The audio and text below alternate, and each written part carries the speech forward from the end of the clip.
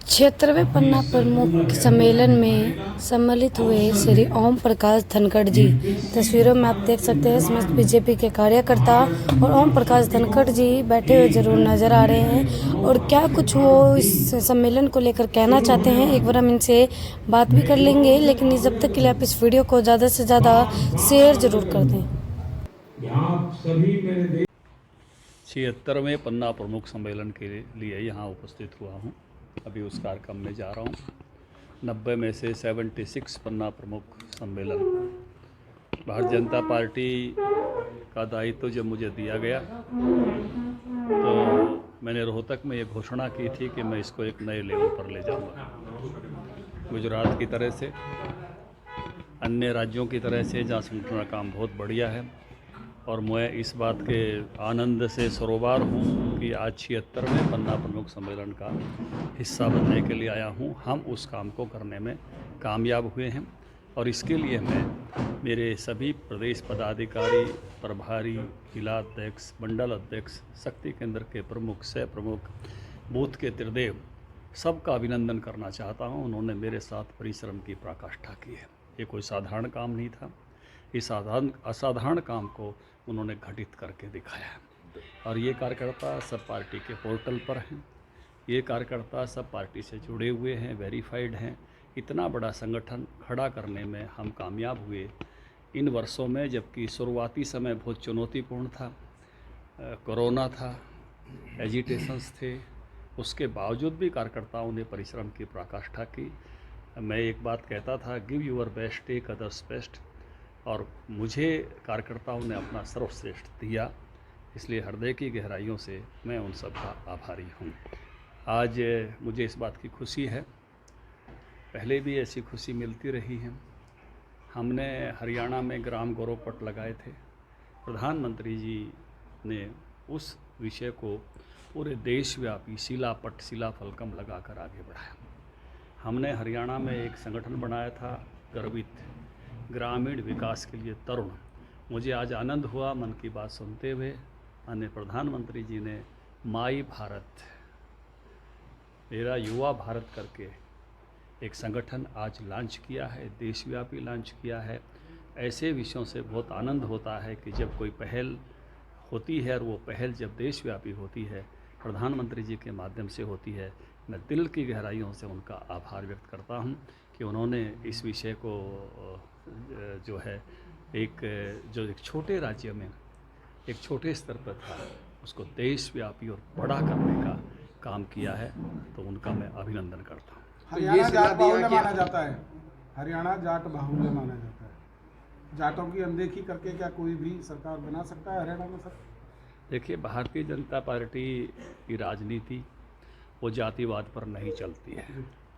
Bharatiya Janata party की राजनीति का मुख्य आधार राष्ट्रवाद है। अगर कोई उसको जातिवाद के नज़रिए से प्रस्तुत करता है, उस तरह से व्याख्यायित करता है, तो एक तरह से भारतीय जनता पार्टी के विचार को उस व्यक्ति ने पूरे से समझा नहीं है। लेकिन जातिगत तौर पर मुख्यमंत्री बनाने की बात कांग्रेस कर रही है, क्या बीजेपी के पास भी ऐसी? देखिए, कांग्रेस पार्टी की राजनीति सदा विभाजनकारी रही, जातिवाद पर आधारित रही, लेकिन भारतीय जनता पार्टी ने राष्ट्रवाद की राजनीति की।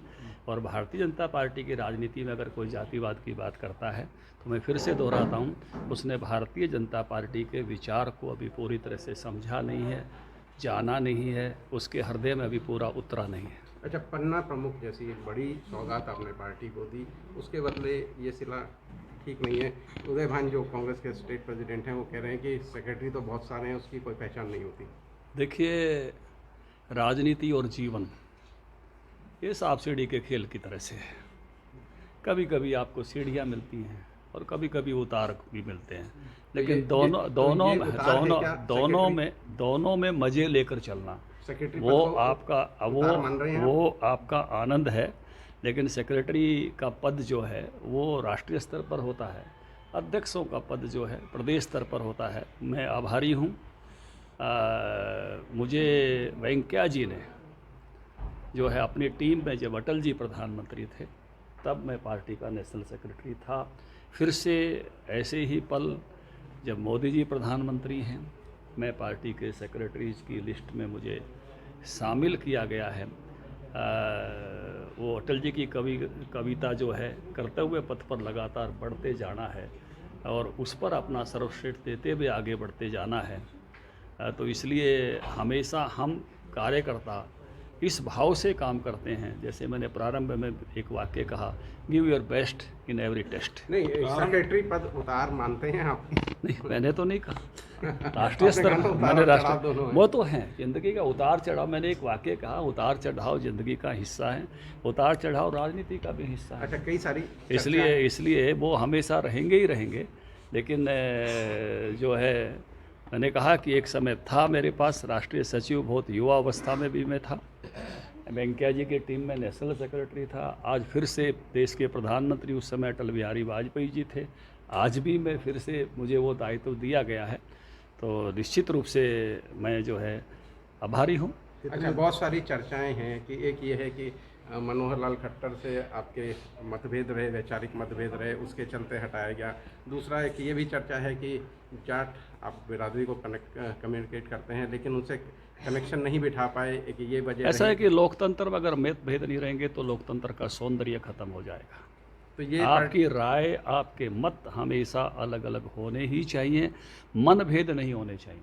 तो ये मनोहर लाल जी के साथ कोई मेरा मनभेद नहीं था, और मतभेद अगर नहीं होंगे तो लोकतंत्र का सौंदर्य खत्म हो जाएगा। लोकतंत्र में ज़रूर हर व्यक्ति की अलग अलग राय होती है, लेकिन बाद में जब हम काम करते हैं तो हमारा मंत्र यही होता है, मत अनेक निर्णय एक। और किसी भी काम में, किसी भी कार्यक्रम में या किसी भी मुद्दे पर आपने कभी हम दोनों को भेदों को इस प्रकार से देखा नहीं होगा। हमने एक टीम की तरह से काम किया है और पार्टी में सब लोग एक टीम की तरह से काम करते हैं। अच्छा, एक सवाल और कि जब पीछे दिनों चर्चा थी कि मुख्यमंत्री को हटाया जा रहा है तो सबसे ज़्यादा नाम आप ही का आगे आया था, तो क्या वो एक टारगेट होने की वजह बना? देखिए, मुझे लगता नहीं कि जिसको मैं ये कहूँ कि मनोहर लाल जी अच्छा काम कर रहे थे, उन्होंने गुड गवर्नेंस के विषय को काफ़ी समय से आगे बढ़ाया है। राजनीति एक ऐसा क्षेत्र है जहाँ, जैसे मैंने कहा कि चर्चा तो हमेशा भिन्न भिन्न तरह की राजनीति में चलती रहती है, लेकिन चर्चाओं से राजनीति नहीं चलती है। चर्चा चलती रहती है, चर्चाओं से राजनीति नहीं चलती है। राजनीति जो है वो, मैं कहूँगा कि सबसे अच्छी बात यह है कि राजनीति में गुड गवर्नेंस बीजेपी का मुख्य मुद्दा नायब सिंह करता है। वह मेहनती है, संस्कारी है और बड़े से, मैं कहूँगा कि युवा अवस्था में हमने उस समय से देखा है कि जब कार्यालय में काम करते थे और मैं उनको जब भी उद्गृत करता हूँ तो दो शब्द हमेशा कहता हूँ, भाई तूने हमसे सीखा भी है, हमने तुमसे भी सीखा है। क्योंकि कंप्यूटर हमसे ज़्यादा अच्छा नायब सिंह को आता था, तो एक्सेल में कैसे काम करें, पेज में काम कैसे करें, पीडीएफ में कैसे काम करें, कौन से डाटा कहाँ से निकालें, ये नायब सिंह को फ़ोन करके हम सीखते थे। जब मोदी जी ने हमको कहा कि कंप्यूटर रखिए घर पे, तो जहाँ अटकते थे उनसे पूछते थे। लेकिन जब नायब सिंह जी ने कार्यकर्ता के नाते काम करना शुरू किया तो एक तरह से हमारा दायित्व उनसे बड़ा था और वो हमसे सीखते थे। किसान मोर्चा में भी उन्होंने मेरे साथ काम किया, मंत्री में भी वो मेरे साथ राज्य मंत्री थे। जब मैं मंत्री था तो उस समय भी मेरे ही विभाग के साथ राज्य मंत्री थे, तो उन्होंने उस समय भी अच्छा काम किया और अभी सांसद के रूप में भी अच्छा काम कर रहे हैं और मैं उनके सफल कार्यकाल की उनको शुभकामनाएं देता हूँ। तमाम अटकलें चल रही हैं कि धनखड़ जी नाराज़ हैं, धनखड़ जी का डिमोशन इतने समय बाद किया गया, इसको प्रमोशन ना मानकर डिमोशन की तरह देखा जाए, इसे धनखड़ जी किस तरीके से देखते हैं? धनखड़ जी तो काम को काम की तरह देखते हैं। जैसे मैंने बताया, पार्टी से जो भी दायित्व सौंपा उस काम को मैंने बहुत बेहतरी के साथ किया है। हमेशा चाहे किसान मोर्चा अध्यक्ष में रहा हूँ, चाहे मैं किसी राज्य का प्रभारी रहा हूँ, चाहे अध्यक्ष की तरह रहा हूँ, मुझे इस बात का गर्व है और गौरव है कि मैंने अपना 10 में से 10 दिया और मुझे इस बात का आभारी हूँ कि मेरी टीम ने मुझे 10 में से 10 दिया। एक आखिरी सवाल, साल भर के भीतर प्रमुख जैसी चीज़ें शामिल की जो कि एक बड़ी नींव का काम ज़ाहिर तौर पर करेंगी, तो ऐसा नहीं कि नींव आपने डाल दी और भवन की जिम्मेदारी किसी और को दे दी। आप मुझे मेरे काम का श्रेय दे रहे हैं, मैं आपका धन्यवादी हूँ।